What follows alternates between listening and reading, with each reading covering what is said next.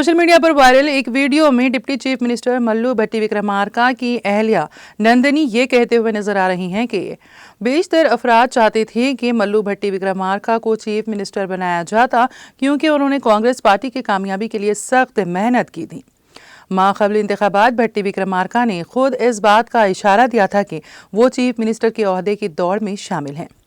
मल्लू भट्टी विक्रमार्का ने 10 बरस तक पार्टी के लिए सख्त मेहनत की।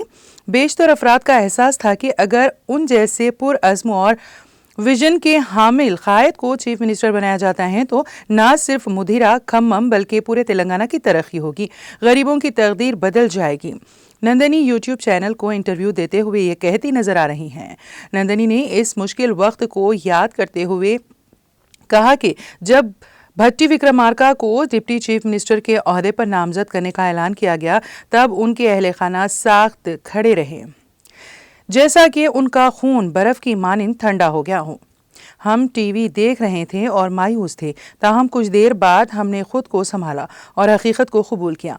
हम बगावत नहीं कर सकते और हम बहुत खुश हैं। इन क़यास आराइयों पर कि वो आइंदा लोकसभा इंतखाबात में खम्मम से मुकाबले का इरादा रखती हैं। नंदनी ने कहा कि ये अवाम की जानिब से मुहिम चलाई जा रही है और अगर अवाम ये चाहते हैं तो इसे कोई नहीं रोक सकता।